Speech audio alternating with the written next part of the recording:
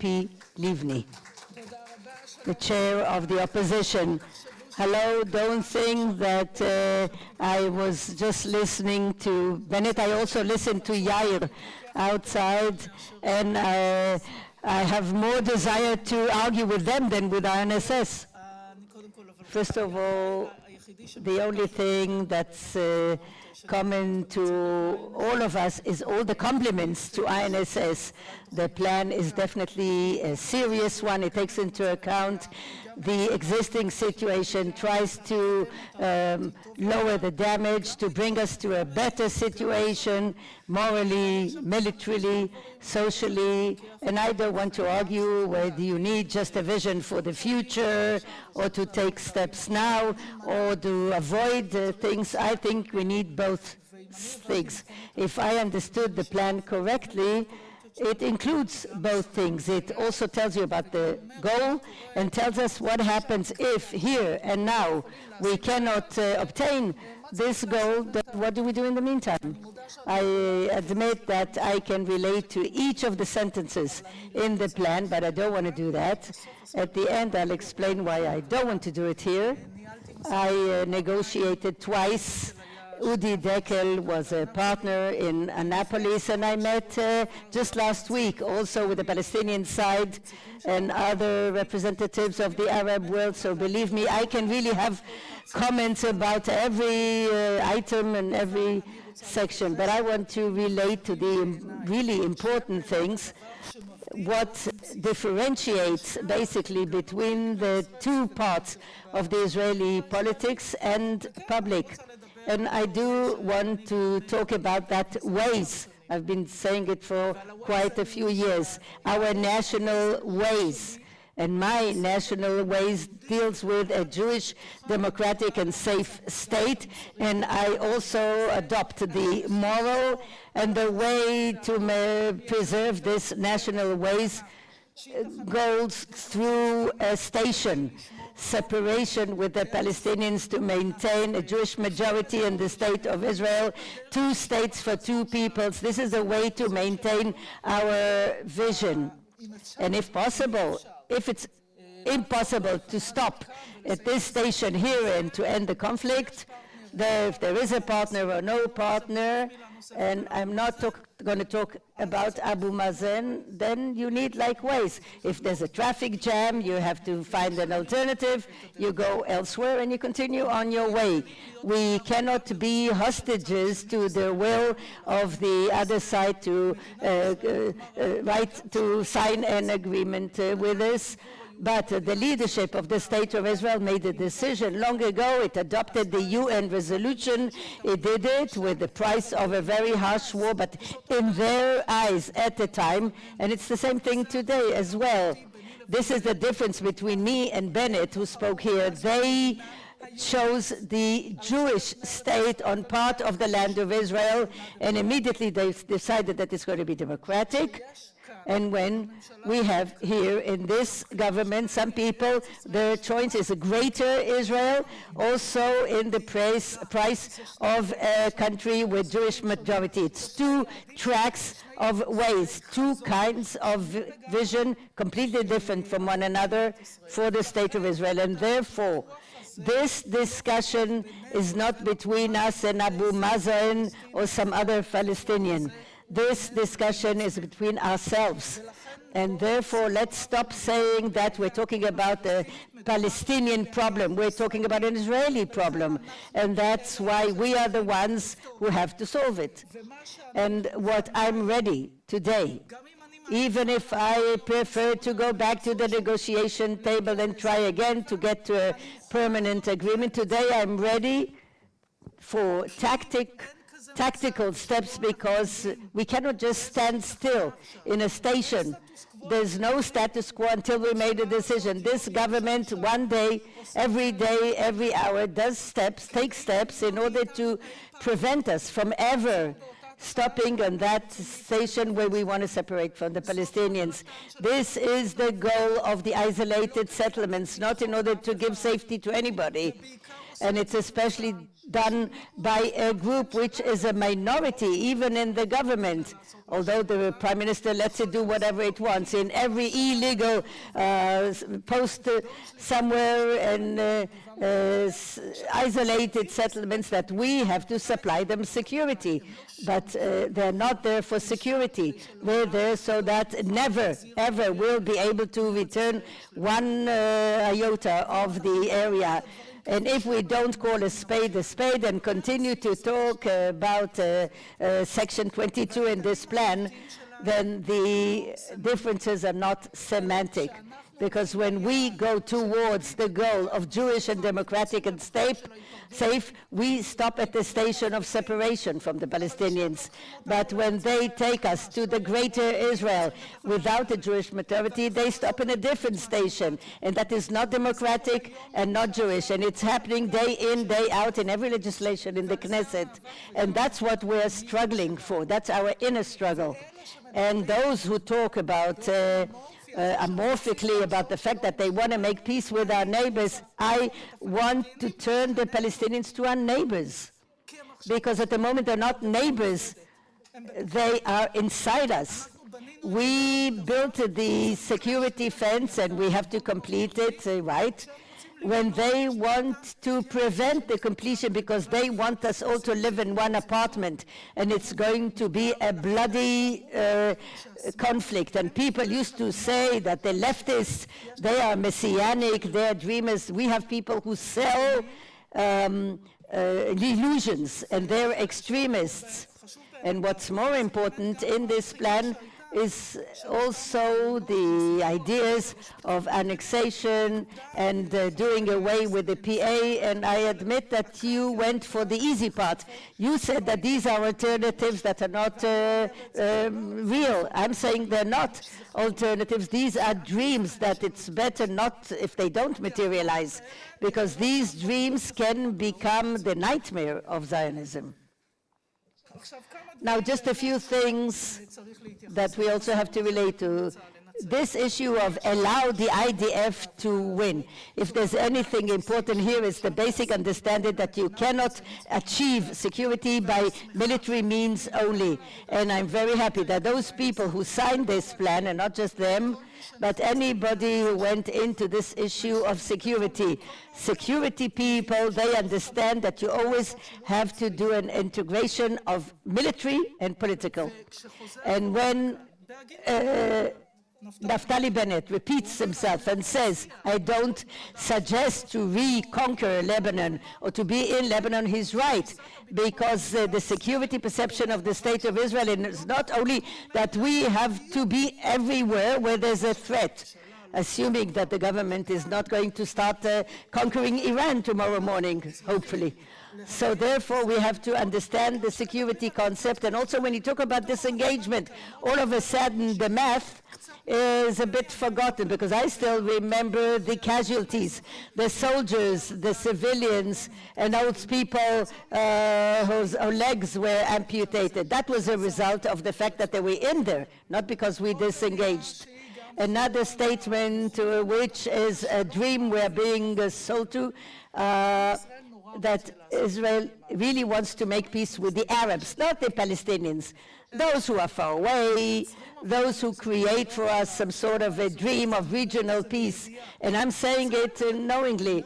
Unfortunately, I really would like to have peace with the entire Arab world tomorrow morning, but I tell you that they will make peace with us and normalization only when there's peace with Palestinians. The good news is that when we make peace with Palestinians, we'll stop thinking that we just gave and gave, because at that moment we'll get peace and normalization with the entire Arab world. Just think about the change, security change and strategic change, what Israel is going to be in the region. And another thing is that they say that they never forgot the dream to take back Tel Aviv and Jaffa. Look, at the end of the day, anybody who puts a plan which includes peace and normalization based on 67 or the establishment of a Palestinian state, this is the Arab League. So I met with them. I met with the Arab League. There were days that the reps of the Arab League came to my office in Jerusalem, and I visited them in Cairo, and I said, just a minute, can we negotiate about the Arab initiative? They said, yes. I said, let's start. They said, no. We're not replacing the Palestinians. We're going to support. And in fact, they were there already in Annapolis. We didn't call it a regional summit, but they were ready to support from the beginning. But you cannot do anything with them without the Palestinians. And this is as far as dreams that we cannot materialize. What will turn into a nightmare? Let's say the dismantling of the PA. Those who say about Oslo that it was a crime should say thank you every day for the fact that there is a PA, a Palestinian Authority. Otherwise, those millions will be on us, on our budget, on our health, on our education. And that's amazing how they attack the disengagement, but demographically they tell us that 2 million people are not on us. Why are they not on us? Because of the disengagement and because of the PA.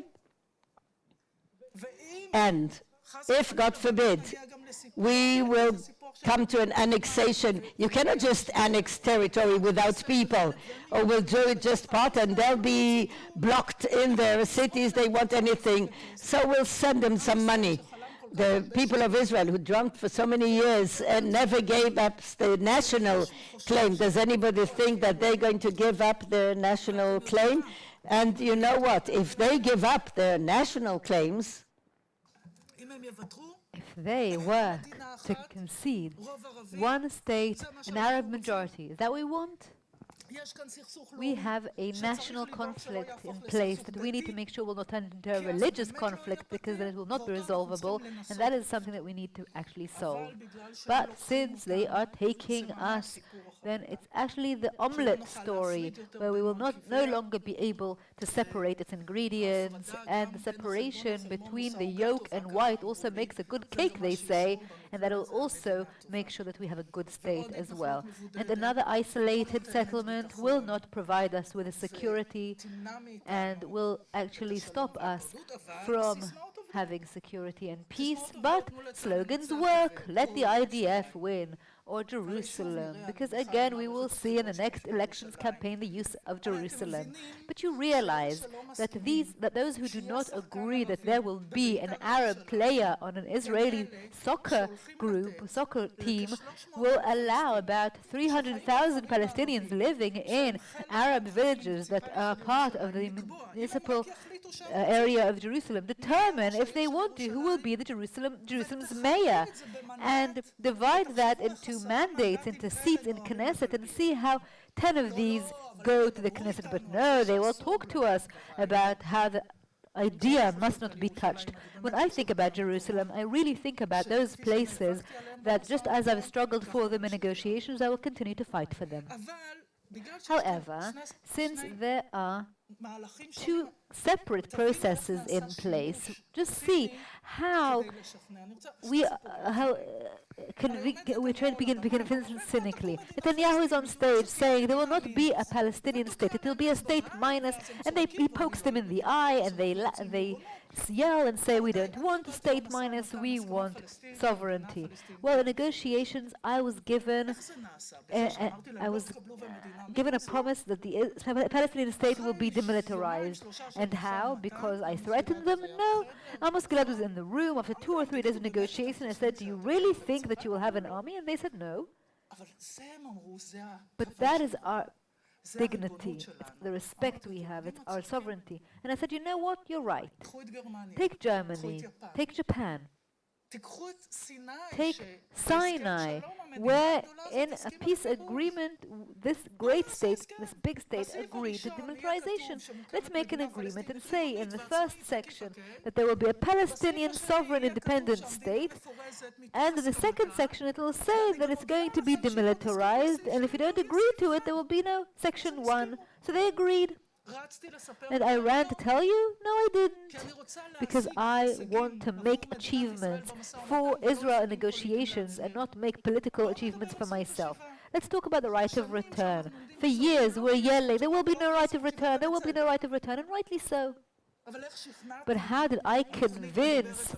This plan talks about the letter of President Bush to Arik Sharon, the letter that determines that there will not be a right of return, and that the establishment of the Palestinian state will be the solution for the refugees. How did I achieve that? And I achieved that.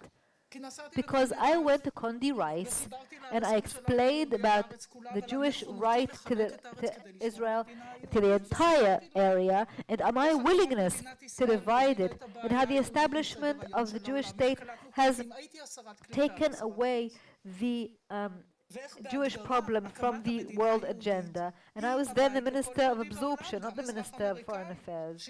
And how now, for every American Jew, there is a nation state. And therefore, two-state solution means that each state provides a solution for a different nation. And therefore, according to this attitude, there is no right of return to Israel. And that's how we got the letter from President Bush, and there's a whole list of leaders who supported this. And it's not because I yelled and said, well, we're not going to do it. It's because I provided a solution. I put it on the table, a solution that is holistic, that is comprehensive. Look, and I will end with this. I believe that this plan certainly has the vision and the elements and steps that we need to take right now. I would like to warn you from the point we are at today. On October 6th, 45 years ago, Israel was in euphoria. We thought we could do anything. We had won. We will do everything, whatever we want. We had more than 2,000 dead, and an entire generation, some of whom are sitting here today, who carry physical or mental scars from that war. And if it is my job to be the party pooper today and to rain on your parade that says we can do whatever we want, I'll keep doing just that. I said at the beginning that I do not intend, I have no intention of talking about each subsection of the plan that you proposed here today. I don't want to do that because I think that the entire camp that wants the state to follow these ways of the traditional Jewish state, its problem is that we are sort of bickering over this one small section of the law where there is a difference. In the Labour Party, we had 6 peace plans, and yes, also research institutes, and also all sorts of groups, and also all sorts of organizations, each of which has a different name, with discussions and disagreements over these little subsections of, well, we cannot afford that. And when it happens between organizations or research institutes, that's fine, that's legitimate. But when it happens between parties, political parties, there should be 2 blocks here, each of which says what they punch into their ways in the morning when they go to work in the government, and they will each have to choose. And of course, Bennett's ways is not my ways. And of course, Bibi chose Bennett's ways, that's clear too, because he wants to be elected through Daniela Weiss and the buses she brings with her. And others will have to say what their ways is too. And whoever wants to join politics, please tell us what your ways says first, because we cannot afford these disagreements and these arguments within the government, and we cannot just keep silent because we feel embarrassed. We are in an emergency, and in this emergency we must unite around one single shared vision. And I want to say something apropos the Trump plan. The part that is important about your plan to me, as I see it, the INSS plan, unlike what Lapid said, and we read the same plan, is that you do not say that these independent steps replace our replacement, and that's it. You're saying we still strive to get there, and it's also what I plan to do, what I strive to do. And if there's currently a problem, then we are going to keep the road open in order to be able to make progress and to move forward, to move there if that happens. And we are going to make steps that are going to take us there and definitely not set obstacles in our path. And therefore, I think that this plan is certainly appropriate and certainly worthy, because it also goes down and goes into the details of what can be done. But I'm not sure whether it's going to really be the deal of the century. I mean, I'm an attorney. We need two sides to sign a contract. So if a deal will be placed on the table that's really the deal of the century, and both parties will say, excellent, let's sign on it, we'll have peace on earth, I think that's fabulous, obviously. I believe that some of the steps proposed here in this plan today will also be seen in the American plan. But if the American plan were to do what the INSS has done and say there are steps that need to be carried out now, and a good Palestinian economy is an Israeli interest, and you have to complete the security fence, and all of this will be part of the comprehensive vision, and they'll say that this is all done as part of a future deal, as part of the principle of the two-state solution, then yes, we've made progress. But if only the immediate kind of steps will be on the table and they will be defined as the deal, I fear that that will lead not only to refusal and rejection. And by the way, who thinks that now the Saudis, as part of the reforms they're carrying out there, will be able to say to their public that they are accepting something that completely puts aside the Palestinian issue? Well, I think you're wrong if you think that. And I fear and hope that we will not get to a situation where there'll be an excuse provided to those who say that even if there is a partner, they are not willing or able to make any true step in order to really do this, and this will be their excuse to say there is no partner, and now we can annex and we can do whatever we want. So if that happens, then I think that'll be a nightmare. If the right wing, the messianic extreme right, those who don't want to separate, those who want the entire greater Israel, even at the price of a country with an Arab majority, if that will be their excuse to annex, then it's not my dream. It is not just mine, but Zion.